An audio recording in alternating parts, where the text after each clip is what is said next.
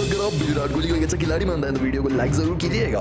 दोस्तों तीसरे वनडे मुकाबले में बांग्लादेश के खिलाफ किंग कोहली का खूब बल्ला बोला, जहां इस मुकाबले के स्टार बल्लेबाज से ईशान किशन, जिन्होंने इस मुकाबले में दोहरा शतक लगाकर इतिहास रचा, पहले बल्लेबाजी करते भारतीय टीम की तरफ से, लेकिन 210 रन पर आउट हुए। इनके बाद आए श्रेयस अय्यर भी आते ही मात्र 3 रन बनाकर इबादत हुसैन की गेंद पर लेटो दास को अपनी कैच से बैठे 3 रन बनाकर श्रेयस अय्यर आउट हुए। लेकिन उसके बाद अर्धशतक लगाकर सेट हो चुके थे विराट कोहली। तभी विराट कोहली ने ताबड़तोड़ बल्लेबाजी की। दोस्तों देखते देखते विराट कोहली ने पूरा किया अपना अंतरराष्ट्रीय का 72वां शतक। जी हां दोस्तों, इस मुकाबले में 86 गेंदों पर 104 रनों का शतक लगाया विराट कोहली ने और इनकी बल्लेबाजी बरकरार थी। दोस्तों 2019 के बाद ओडीआई क्रिकेट में अब विराट कोहली ने शतक लगाया है। 3 साल का इंतजार विराट कोहली के लिए बांग्लादेश की सरजमीन पर समाप्त हुआ, जहां विराट कोहली ने आखिरकार ओडीआई क्रिकेट में एक और बेहतरीन शतक लगाया। दोस्तों विराट कोहली शतक लगाकर भी बल्लेबाजी अच्छी कर रहे थे। दोस्तों विराट कोहली ने रिकी पॉन्टिंग के रिकॉर्ड को भी तोड़ दिया है 72 अर्धशतक लगाकर, जिसके साथ साथ उनके बाद राहुल आउट हुए 208 रन बनाकर। इस तरह से इबादत हुसैन की गेंद पर केएल राहुल 8 रन बनाकर आउट हुए। दोस्तों विराट कोहली अब सिर्फ सचिन तेंदुलकर के पीछे हैं, जिन्होंने 100 शतक लगाए हैं, और दूसरे नंबर पर पहुंच चुके हैं विराट कोहली, जिन्होंने 72 शतक लगाए हैं। लेकिन दोस्तों आपको क्या लगता है, क्या विराट कोहली सचिन का रिकॉर्ड तोड़ पाएंगे या नहीं? इसका जवाब हमें कमेंट में एक बार जरूर बताते हुए जाएं। दोस्तों अगर आप भी भारतीय टीम के ईशान किशन को एक तूफानी बल्लेबाज मानते हैं तो वीडियो को लाइक जरूर कीजिएगा। दोस्तों ईशान किशन ने इतिहास रचा है। तीसरे वनडे मुकाबले में बांग्लादेश के खिलाफ ईशान किशन ने सचिन तेंदुलकर, सौरव गांगुली और रोहित शर्मा के साथ साथ दोहरा शतक की लिस्ट में अपना नाम दर्ज करा दिया है। जी हां दोस्तों, यही वो सिंगल रन था जिसे लेकर ईशान किशन ने इतिहास रचा। 199 रन पर खेल रहे थे ईशान किशन, और तभी उन्होंने एक करारा शॉट लगाया और इसी सिंगल के साथ ईशान किशन ने अपना दोहरा शतक पूरा किया। दोस्तों अंतरराष्ट्रीय क्रिकेट में सबसे तेज दोहरा शतक है, जो सिर्फ 126 गेंदों पर ईशान किशन ने लगाया। जी हां दोस्तों, 200 रन सिर्फ 126 गेंदों में पूरा करना, वो भी इतनी कम उम्र में, काफी बड़ी बात है। ईशान किशन ने एक ऐसा महा रिकॉर्ड बनाया है तीसरे ओडीआई मुकाबले में, जो सदियों तक आगे याद रखा जाएगा। दोस्तों विराट कोहली ने भी शाबाशी दी, लेकिन दोहरा शतक लगाकर ये पुल शॉट खेल बैठे तास्किन अहमद की गेंद पर ईशान किशन, और बाउंड्री पर खड़े थे लिटन दास, जिन्होंने इस तरीके से शानदार कैच लपक ली, और यहीं पर पारी समाप्त हुई ईशान किशन की। 210 रन बनाकर 131 गेंदों का सामना करते हुए ईशान किशन मैदान पर इतिहास रचकर वापस जाने लगे, और भारतीय टीम को इन्होंने 314 रन तक पहुंचा दिया 2 विकेट के नुकसान पर सिर्फ 37वें ओवर में, और भारतीय टीम 400 रन की तरफ बढ़ रही है। लेकिन दोस्तों आप ईशान किशन की इस बेहतरीन पारी को 10 में से कितने नंबर देंगे? इसका जवाब हमें कमेंट में एक बार जरूर बता दीजिए। दोस्तों अगर आप ईशान किशन को एक बेहतरीन बल्लेबाज मानते हैं तो इस वीडियो को दिल से लाइक एक बार जरूर करते जाएं। दोस्तों शुरू हो चुका है भारत बनाम बांग्लादेश का तीसरा और इस सीरीज का अंतिम ओडीआई मुकाबला। आइए आपको हाइलाइट्स बताते हैं। बांग्लादेश ने टॉस जीता और एक बार गेंदबाजी को चुना। दोस्तों रोहित शर्मा इंजर्ड थे, तो उनकी जगह राहुल ने कप्तानी की और ईशान किशन सलामी बल्लेबाज बनकर आए शिखर धवन के साथ। 2 बड़े बदलाव हुए भारतीय टीम में, धवन और ईशान किशन सलामी बल्लेबाज बनकर आए, लेकिन आते ही शिखर धवन इस तरीके से एलबीडब्ल्यू आउट हो गए हसन मेहंदी मेहराज की गेंद पर। दोस्तों आप सभी को बता दें, इस मुकाबले में शिखर धवन मात्र 3 रन बनाकर 8 गेंदों का सामना करते हुए आउट हुए। दोस्तों लेकिन उसके बाद आए विराट कोहली और ईशान किशन, दोनों की पार्टनरशिप ने ऐसा तहलका मचा दिया मैदान पर, बांग्लादेश के 5 छक्के उड़ाकर रख दिए। दोस्तों आप सभी को बता दें, ईशान किशन ने तूफानी बल्लेबाजी की और अपना बेहतरीन अर्धशतक लगाया शुरुआती ओवर में ही।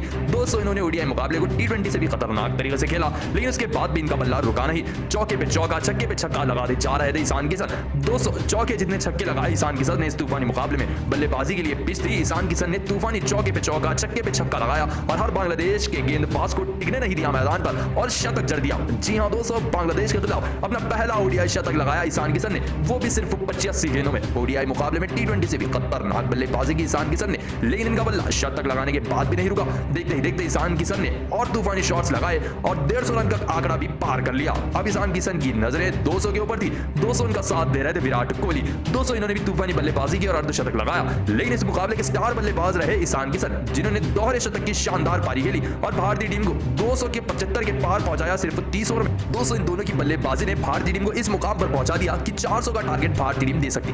दोस्तों अगर आप रोहित शर्मा को एक अच्छा बल्लेबाज मानते हैं तो इस वीडियो को दिल से लाइक एक बार जरूर करते हुए जाएं। आइए आपको बताते हैं कैसे दूसरे वनडे मुकाबले में भारतीय टीम उतरी बांग्लादेश के 272 रन के लक्ष्य का पीछा करने के लिए। आइए आपको बताते हैं पूरा लाइव मुकाबला। दोस्तों गब्बर धवन और विराट कोहली सलामी बल्लेबाज बनकर आए, क्योंकि फील्डिंग करते वक्त रोहित शर्मा को चोट लगी थी और वो बल्लेबाजी करने नहीं आए। लेकिन आते ही विराट कोहली सलामी बल्लेबाज के रूप में ज्यादा देर टिक नहीं पाए और इस तरीके से अपने ही बल्ले का एज देकर इबादत हुसैन की इनसाइड एज की गेंद पर पूरी तरीके से बोल्ड हो गए। मात्र 5 रन बनाकर 6 गेंदों का सामना करते बेहतरीन बल्लेबाज विराट कोहली आउट हुए।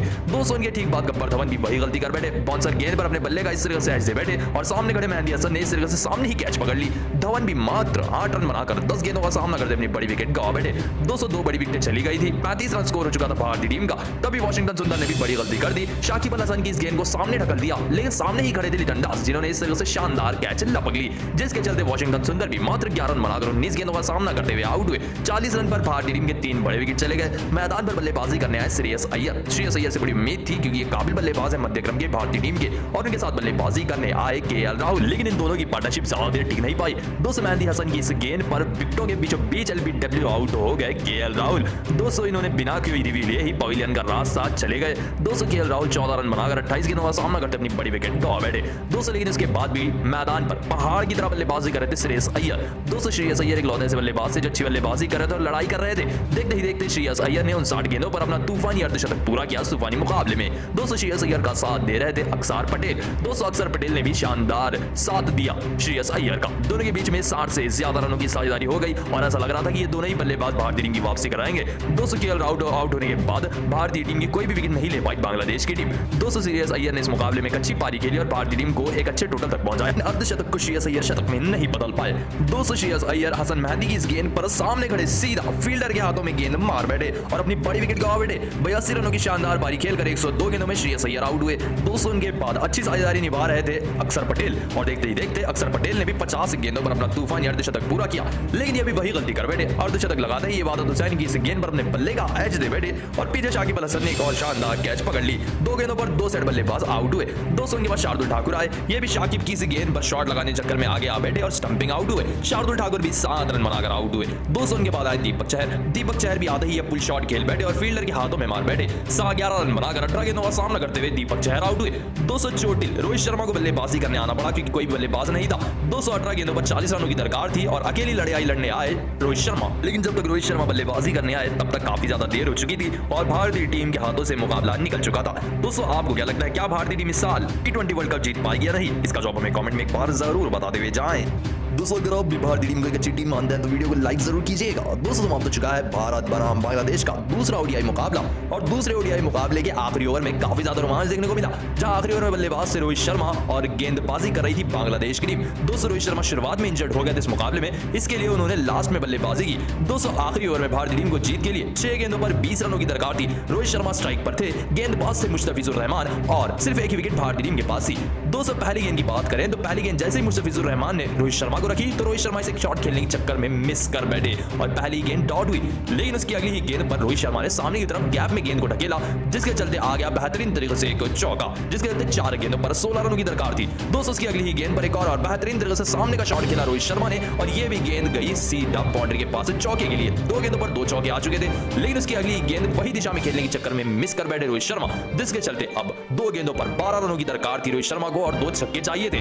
दोस्तों अगली ही गेंद पर मुस्तफिजुर रहमान की सामने की तरफ बड़ा शॉट खेला रोहित शर्मा ने और ये गेंद गई सीधा छक्के की ओर और एक गेंद पर 6 रनों की दरकार थी भारतीय टीम को जीत के लिए। जैसे कि आप स्क्रीन पर देख सकते हैं, एक गेंद 6 रन रोहित शर्मा स्ट्राइक पर, आखिरी गेंद जैसे मुस्तफिजुर रहमान ने रखी तो ये गेंद यौर कर गिर गई और इस गेंद पर कोई रन नहीं आया, जिसके चलते बांग्लादेश की टीम 5 रनों से तूफानी मुकाबला जीत गई। जी हां दोस्तों, सांसें रोकने वाले ओवर में रोहित शर्मा आखिरी गेंद पर छक्का नहीं लगा पाए, जिसके चलते भारतीय टीम ये मुकाबला हार गई 5 विकेटों से और ये सीरीज भी हार गई। दोस्तों रोहित शर्मा इंजर्ड थे, जिसके चलते वो आखिर में बल्लेबाजी करने आए, लेकिन आखिर में बल्लेबाजी करते हुए उन्होंने 56 रनों की पारी खेली इस मुकाबले में बेहतरीन तरीके से। लेकिन दोस्तों आपको क्या लगता है, कौन सी गलती की वजह से भारतीय टीम ये मुकाबला हारा? इसका जवाब हमें कमेंट में जरूर बताइए। दोस्तों शुरू हो चुका है भारत बनाम बांग्लादेश का दूसरा ओडीआई मुकाबला ढाका के मैदान पर। दोस्तों दोनों ही कप्तान आमने सामने आए, रोहित शर्मा और लिटन दास, लेकिन इस बार बांग्लादेश ने टॉस जीता और टॉस जीतते ही सबसे पहले बल्लेबाजी करने का फैसला किया।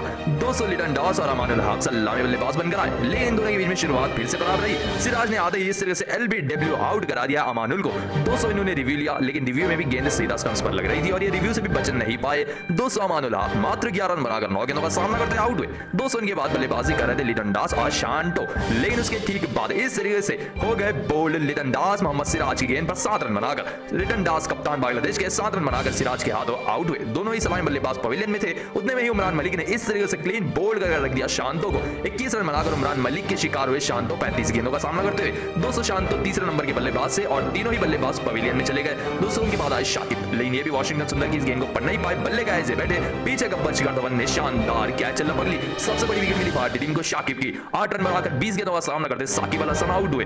दोस्तों के बाद आए थे मुशफिकुर रहीम, लेकिन ये भी वही गलती कर बैठे जो गलती शाकिब अल हसन ने की थी। अपने बल्ले का हल्का सा इस तरीके से ऐसे बैठे और एक और बार पीछे खड़े थे फील्डर, जिन्होंने शानदार कैच लपक ली, जिस खेलते मुशफिकुर रहीम भी 12 रन बनाकर 24 गेंदों का सामना करते आउट हुए। दोस्तों के बाद आए थे आफिफ हुसैन, लेकिन आते ही ये भी इस तरीके से वाशिंगटन सुंदर की गेंद पर 0 रन पर बोल्ड